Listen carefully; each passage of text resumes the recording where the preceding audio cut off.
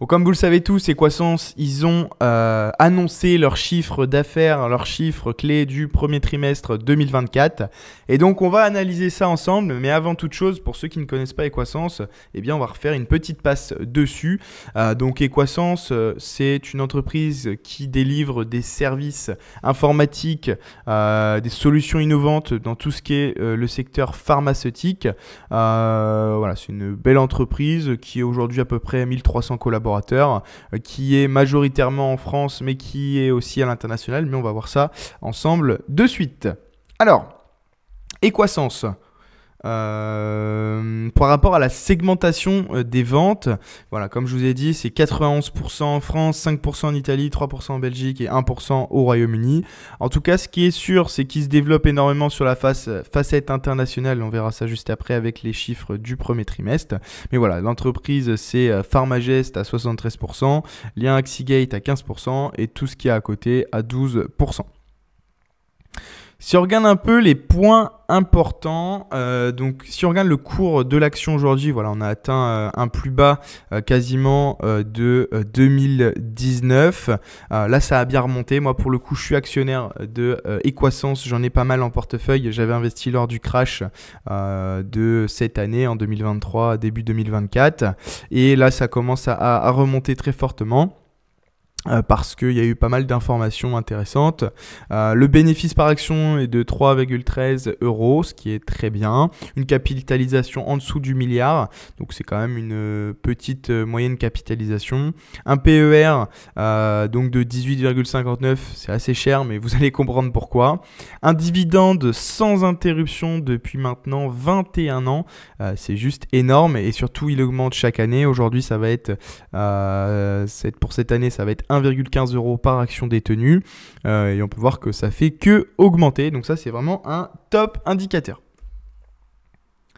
Ensuite, quelques points importants, la croissance des free cash flow chaque année. Donc sur les 9 dernières années, on est à peu près à 15,41% par an. On est supérieur aux 8%, ce qui est préconisé par les investisseurs. Donc ça, c'est vraiment un point clé qui est selon moi top. Et ça prouve que l'entreprise a les reins solides pour être justement un futur peut-être leader sur ce marché-là en France, mais aussi à l'international. Une croissance du chiffre d'affaires de 8,7% par an, ce qui est quand même pas négligeable. Donc clairement sur la dernière année 2023, ça a été une mauvaise année, mais ça on le sait tous, hein, c'est pour ça que l'action a très fortement chuté. Mais on verra juste après pourquoi, parce que justement Equasens, ils ont un plan de financement, d'investissement à long terme, et donc ça a été une année un peu de transition, et il y a vraiment quelque chose à faire à ce niveau-là. Si on regarde un peu la marge nette, clairement, ils ont fait moins de ventes en 2023, mais une marge nette qui n'a jamais été aussi bonne. Donc ils font moins de ventes, mais ils vendent plus cher. Donc ça, c'est plutôt pas mal. Une marge qui quand même oscille entre 17 et 22%, ce qui est très très bien hein, pour ce secteur d'activité là. Voilà, faut que ce soit au moins du 15%. Et une dette, donc j'aime bien ce ratio, la dette par rapport à l'EBITDA. En fait, ça permet de connaître en combien d'années l'entreprise est capable de rembourser ce qu'elle emprunte à la banque. Et bien là, clairement, on est en négatif pour 2022 et 2023, ce qui montre clairement que l'entreprise, là, a le cash disponible pour faire des investissements. Et justement, c'est ce qu'on va voir tout de suite. Alors, je me suis retrouvé sur le sur le site d'Equasens, sur leur communiqué de presse d'hier. Hein, on est aujourd'hui le 8 mai. Hier, le 7 mai à 18 h, il y a eu un communiqué de presse du chiffre d'affaires d'Equasens.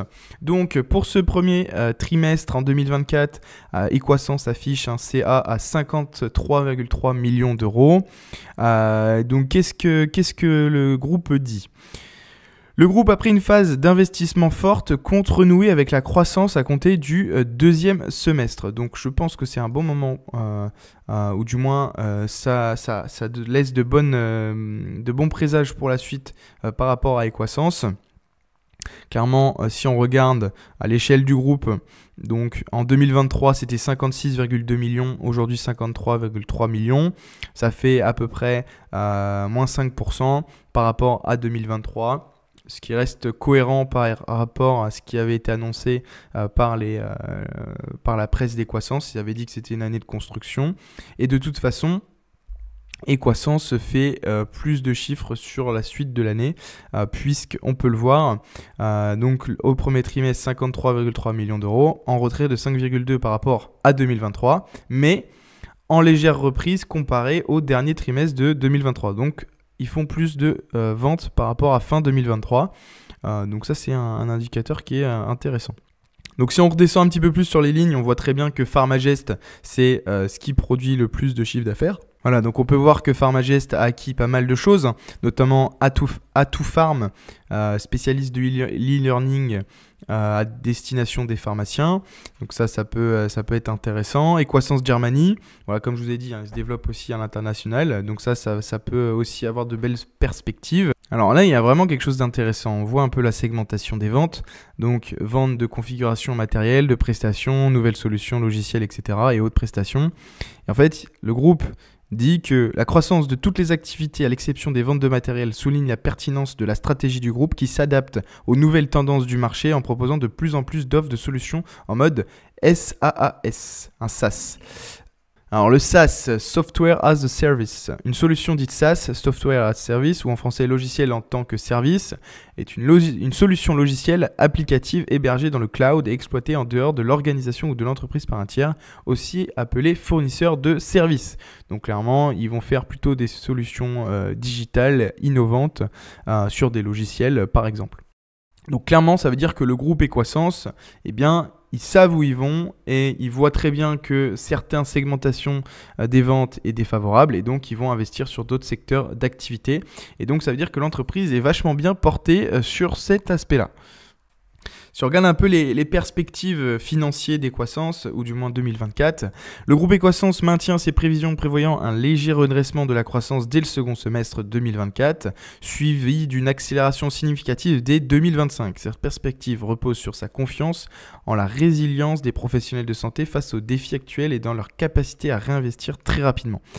Donc clairement, voilà, en 2024, second semestre, une augmentation du chiffre d'affaires et 2025, une nette accélération. Donc je pense que c'est un moment opportun pour regarder attentivement cette valeur Equasens.